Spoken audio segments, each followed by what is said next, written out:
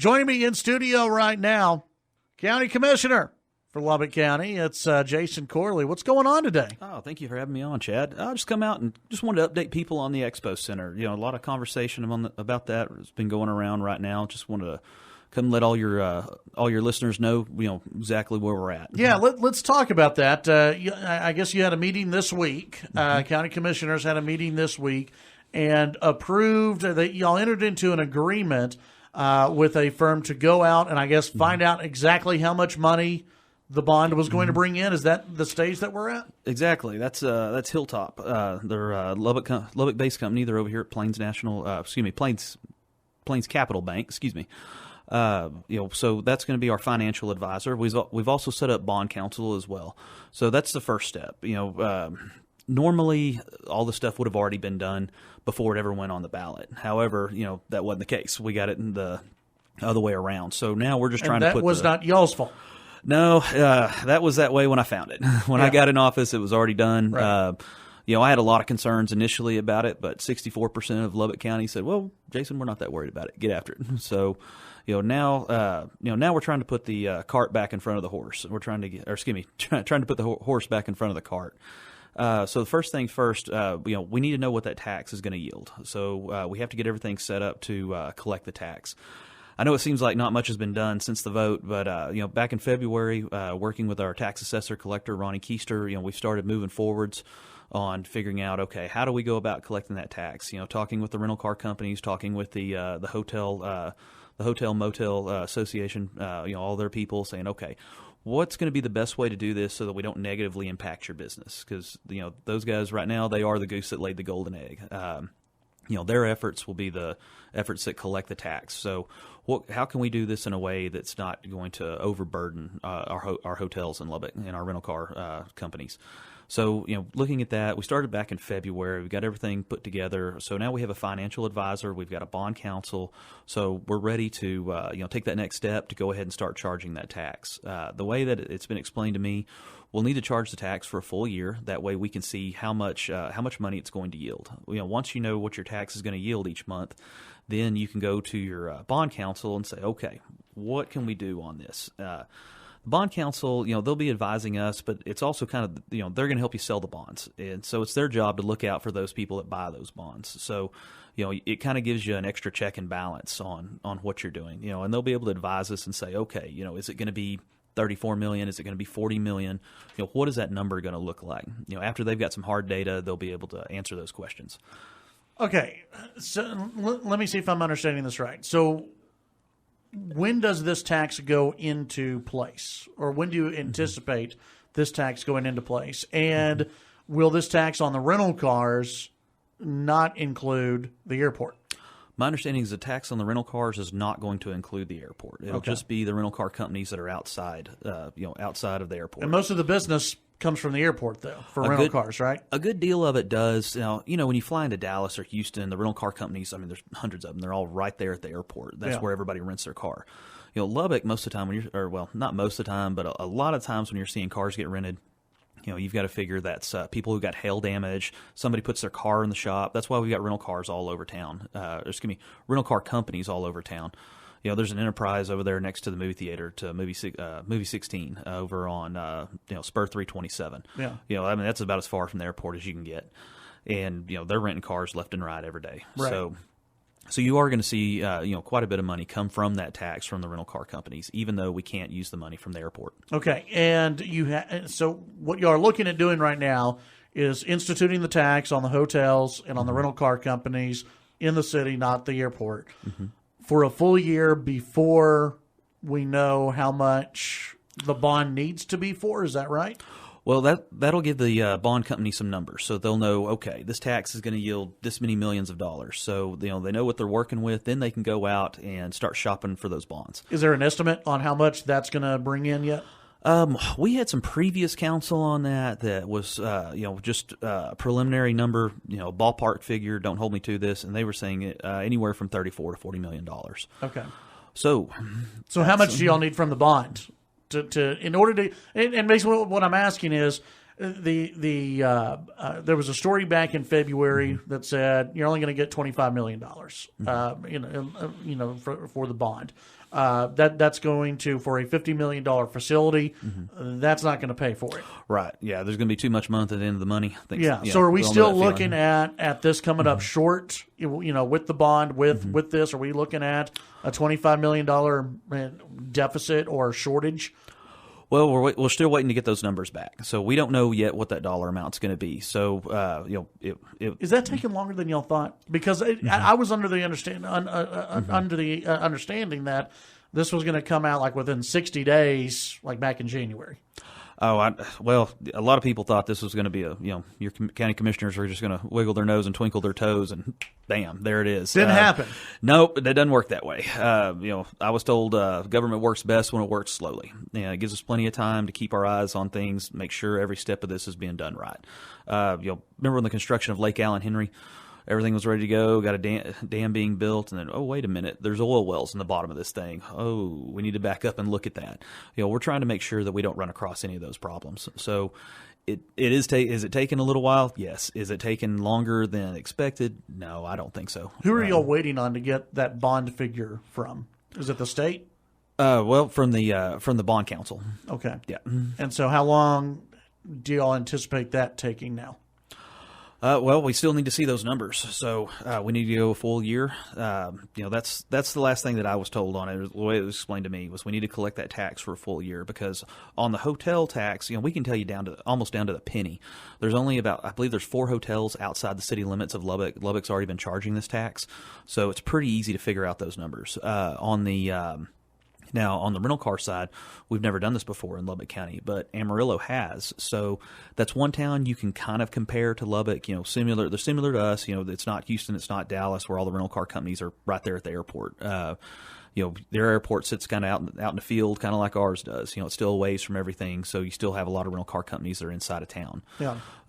Theirs, I believe, is doing about the taxes bring in about $900,000 a year, and Lubbock's a bigger town, so might be reasonable to expect it to bring in a little bit more money than Amarillo's. Okay, so let's say you're able to get $34 to $40 million from the hotel motel tax. That's not going to pay for the Expo Center, right? Is that what is that money being collected for? Is it to build the Expo Center? So that's going to go towards building the Expo Center. Okay. Now, like you said, let's say it yields $40 million, or let's say if it yields $40 million and we need 50. We're going to be out selling some naming rights. We're going to be looking for anybody who wants to come in and hang their banner up, run concessions. You're going to have a whole lot of different avenues that you can generate more revenue, to help pay for this thing. So that'll be where we'll be out working, trying to find people that want to come in, that want to see this thing built, that would like to buy naming rights, would like to donate to it. That's where we'll be out, really working to get that extra money so we can build something, adequate for the needs of Lubbock County. Okay. I know, look, 64, 66, whatever the number was, percent of people voted for this thing. We're going to institute a tax for a year. Well, how long is the tax going to last for? The tax will last the length of the bond. So if it's a 30-year bond, then the tax will last 30 years. Okay. So if we're going to go ahead and do this and start this now, and we won't know for a year how much we're going to be able to collect, so we won't know for a year how much we can put towards building an Expo Center, is this still a good idea? Is this a responsible idea to say, let's go ahead and institute a tax? We don't know how much we're going to bring in. We won't know for a year how much we're going to bring in. We don't know if we only bring in $25 million. We're $25 million short on an Expo Center. To me, there's a lot of questions here. Oh, there is definitely. And this is very risky. It sounds like to me, because once you put this tax on, it's on for 30 years. Can you take it off after a year and say we're abandoning this plan? You could, yes, you could do that. Okay. All right. Now, don't get me wrong. We're not going to start construction until we know we've got the funds in hand. Yeah. So one of the things that you can look at with that is saying, okay, there's going to be an arena, there's going to be an expo hall, there's going to be stock show facilities as well.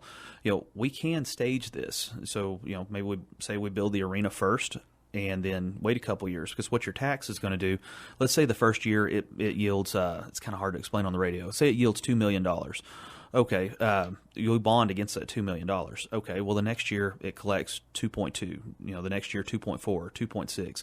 Eventually, you've got another $1 million over the money that you bonded against. You can bond against that as well. So then that's how you can go in and build the second phase or a third phase. So you can stage it that way to where you can get the project moving without having to having to wait until you've got having to wait until that tax is yielding enough money to build the entire structure. Now, I don't mean we're going to go out and just build half a building. It'll be okay. We need this much to build this portion.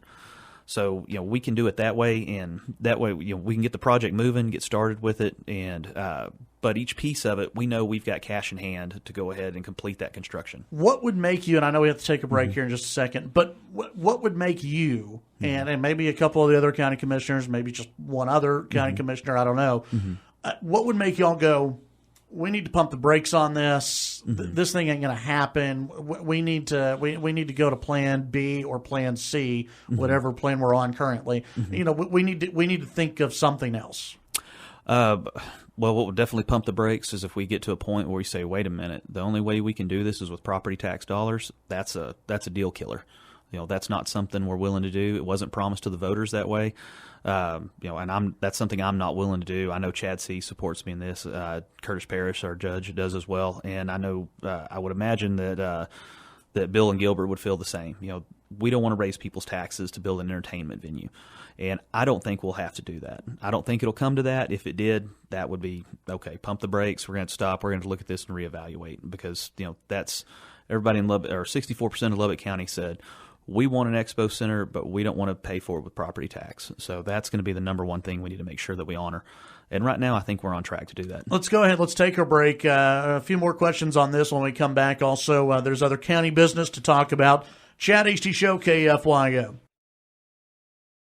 All right, Chad Hasty Show, News Talk, KFYO.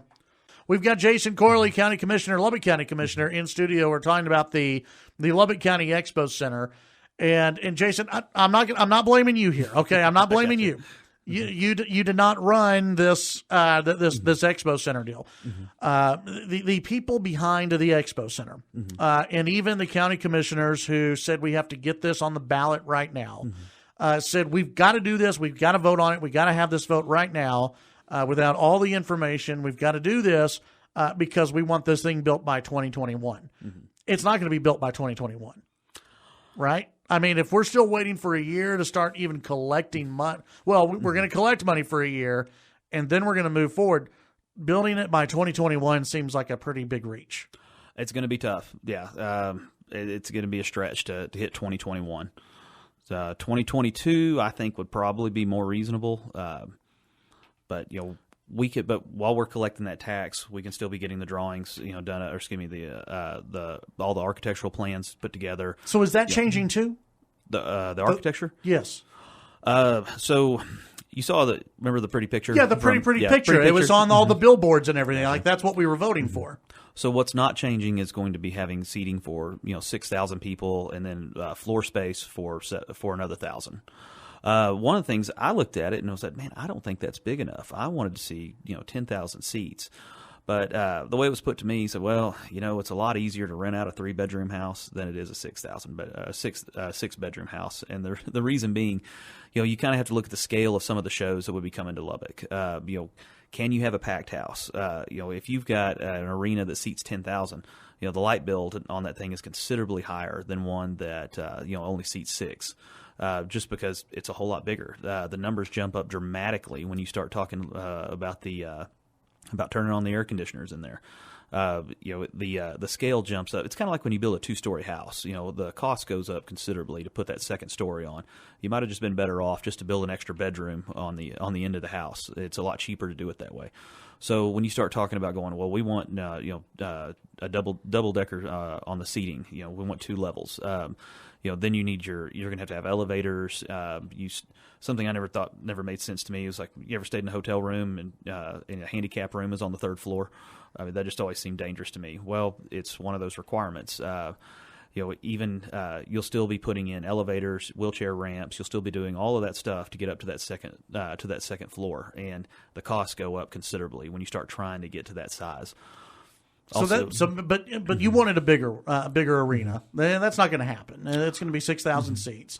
But the pretty picture that we were that's changing. It's going to look different now, or we don't know. The look's probably not going to be much different. We don't have an exact. We're getting the architectural plans. All that stuff's being put together. They've already started working on that, so we're moving that direction to get something concrete. So that instead of a pretty picture, we'll have a pretty picture. Exactly, we'll have a pretty picture. We'll have all the engineering. All the architects. This is not your fault. Yeah. I'm not blaming you. No, it's okay. I was under the impression, Commissioner Corley, that this was done, like the architectural, like all of that was done, and because the group behind this, they wanted approval from the previous county commissioners who were there, and you replaced one of those who were there.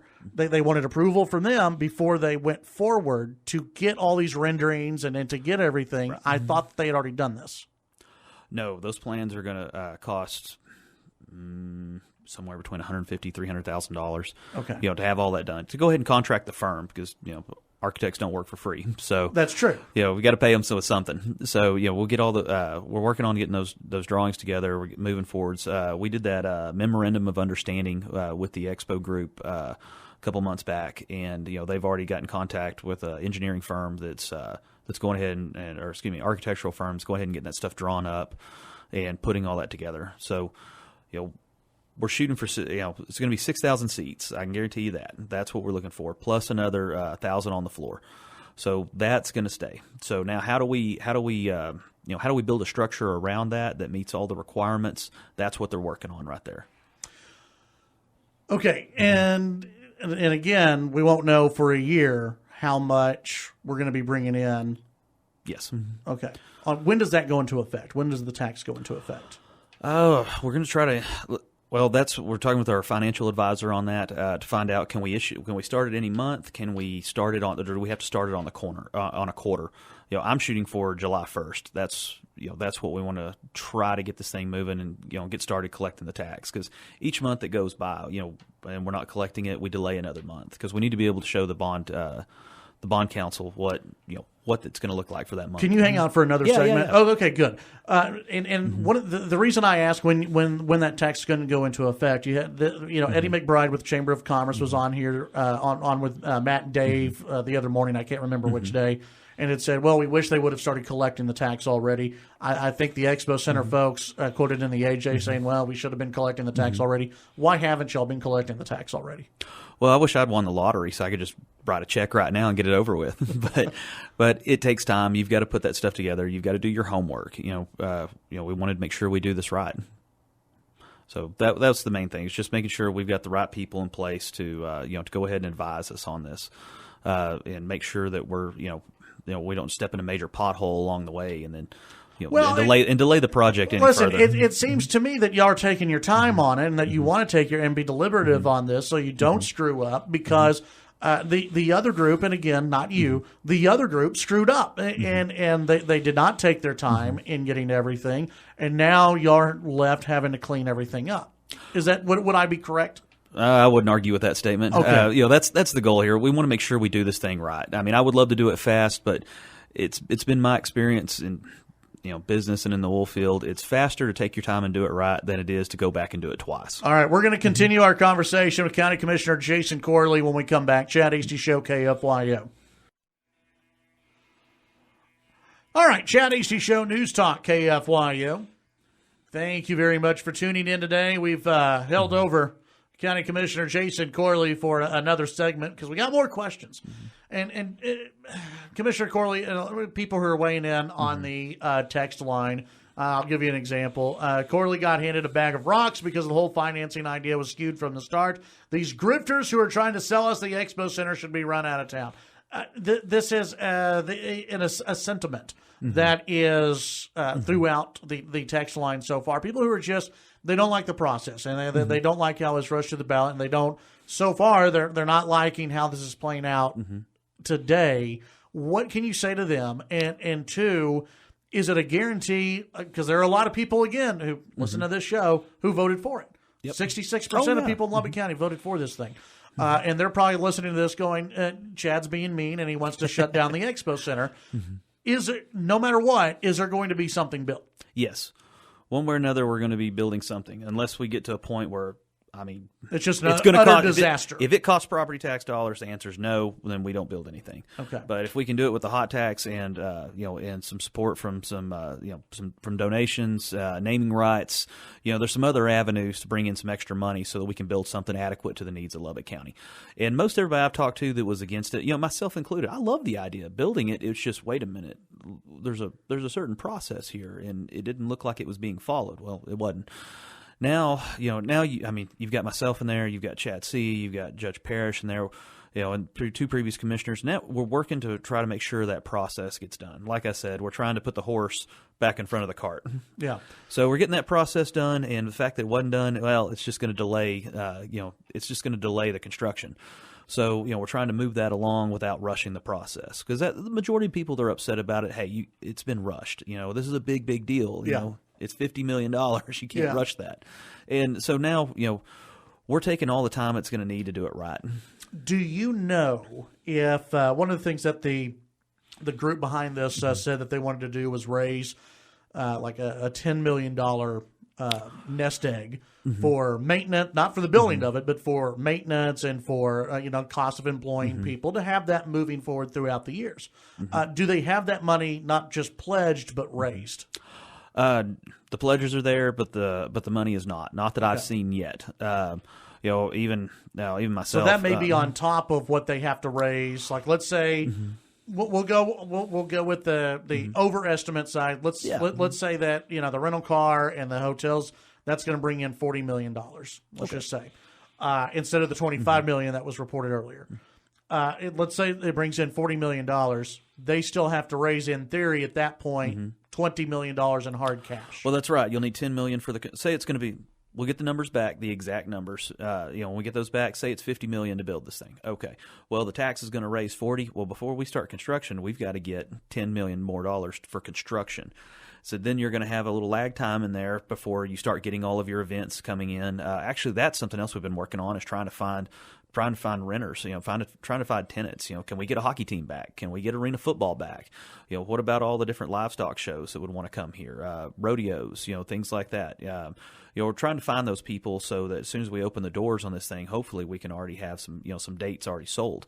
But you're going to need to raise money to finish the construction, or to complete the construction, and then you're going to need to raise some money as well. That was the $10 million they talked about, kind of for seed money to cover your maintenance and operations for the first year. Do they need to raise for you guys to start shoveling? Do they need to have that $10 million seed money in the bank ready to go before the shovels hit the dirt? Oh yes, yeah. We're going to we're going to need to. You're going to need to have that money ready to go by the opening day. Okay, so they don't. Let's say that the money comes out to $40 million that can be raised through hotels and rental car. They would only need to raise $10 million, not the $20 million, to start construction. Yes. Okay. Yeah, so we can get started with the construction. And construction, it's a big project. It's going to take them a little while. That's when we can get out and sell the naming rights. Hopefully that'll help pay for construction as well. And then start finding make sure we've got the money in place to cover that, to help cover that gap in that first year. Does that worry you that they may have to raise $20 million to get this thing built? No, I don't think so. I'm not as concerned about it as what I was in the past. Just kind of looking at some of the people that have been calling in saying, "Hey, well, what about the fencing in there? Well, what about the little tractors you guys are going to use? Well, who's going to get that? Well, there's a lot of interest from the private sector in here going, wait a minute, there's going to be, Lubbock County's 305,000 people. How many of them will go see a hockey game? How many of them are going to go to a rodeo? How many of them, say we did the volleyball games in there that come to town, volleyball, basketball. What about all these concerts? How many people are going to be run through this thing every year? And that's just Lubbock County. Lubbock's got a pretty big draw, especially when we have large concerts here. People come from all over. People are driving from Midland, Odessa. If it's a big show, they'll come from Amarillo, southwest corner of of Oklahoma, all of eastern New Mexico. If there's a big show that comes to Lubbock, they're coming here. So I mean, this thing's going to help. Lubbock's already a bit of a magnet. We draw in a lot of a lot of dollars come to town. When people do their shopping, go to big events. And this is only going to increase that. And I like the optimism, but I'm going to be glass half full guy. Yeah. Oh, please do. Half empty, whatever. I'm going to tell you, they didn't do that when we had the Coliseum. And, we didn't have all of that with the Coliseum. It was, and again, that was run by the city. It's different. But at the same time, we didn't see that level of interest with the Coliseum. So I think that's what concerns some people. Anyway. Oh, yeah. Right. No, right. And those concerns aren't unfounded. Yeah. All right. Before we get to something else, this coming in from Ruckus. So what I'm hearing is Corley going on the record saying taxpayers will shoulder no burden on this. Am I correct? Yes. Okay. Let's talk about something else that has, for some reason, caused some controversy out in the community with some folks. Memorial Day weekend, y'all are now forcing people to shoot off fireworks, right? You would think that was the case. No, so the state of Texas said that, they gave another day that you're allowed to sell fireworks during the year, and that's Memorial Day. They did this a few years back. It's nothing new. Right. So we had some people that came and asked the court. We would like to be able to, be able to sell fireworks on Memorial Day. We feel there are those who, want to honor those who've made the ultimate sacrifice in defense of this country by shooting fireworks. Well, okay, I don't have a problem with that. No one's being forced to shoot fireworks. If you want to, you can. If you don't want to, you don't have to. Well, it's a state law, right? I mean, it's a state law, and usually when the county, if a county refuses to allow for the sale of fireworks, it's usually during drought conditions. Yeah, which it has been the last few years. Our emergency manager coordinator came out when he saw that this was going to be on the agenda. He came out and said, "Hey, there's almost zero fire danger right now, almost zero." He said it's pretty unlikely that you'll have fires from this. It's been raining pretty heavily. Everything's getting green. Should be fine for Memorial Day. He said it's not something that causes me any concern.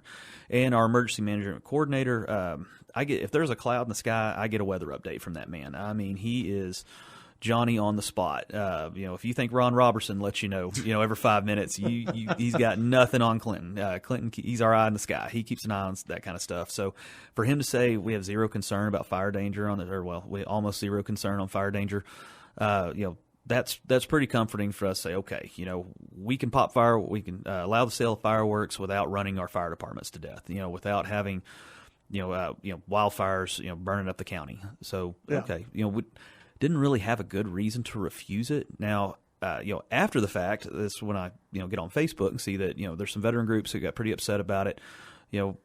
Nobody had any intent of trying to slight anyone. It was on the agenda. With state law. Yeah, we're going with state law. If you want to pop fireworks, you can. If you don't want to pop fireworks, don't. I mean, I for one am not going to pop fireworks on the on Memorial Day. That's not how I feel. You should honor this day. That's not the way. This is also nothing new. However, it's right. It's nothing new, but it's not really my. I don't believe I have the authority to tell somebody how they can and cannot honor our fallen veteran. Those that made the ultimate sacrifice. That's not the place of a county commissioner. If that's what you want to do, and I saw one guy's comment on there. He said, "Well, to be honest with you," he said, "I've had 3 buddies that I lost in Iraq, and if they were here today, would we be out popping fireworks? Probably." He said, "I don't really, I'm not upset about it." But if somebody. And the biggest outcry I saw was from people saying, "Oh, they're going to pop fireworks inside the city limits, and it's going to upset my dogs." And I'm like, well, okay, that's illegal. Yeah, I mean, you shouldn't do that. That's a whole different issue. Yeah, well, it's one of those things. It's like, okay, well, just because some people do it wrong doesn't mean we should shut it down for everybody. I right. mean, that thought scares me in its own right. I start worrying about my Second Amendment and my First Amendment Absolutely. when I hear that. Yeah. All right, Lubbock County Commissioner Jason Corley, appreciate your time today and appreciate you holding over for another long segment there. Anything else before we go? Hey, thank you for having me on. We've had a lot of rain. Just one more time, give everybody my cell phone number. Like always, it's 806-577-9778. If you're having problems with your roads on Precinct 2, give me a call. Shoot me a text on Facebook. Whatever you need to do, just let me know so we can get out there and get it taken care of for you. All right, Jason Corley, Lubbock County Commissioner.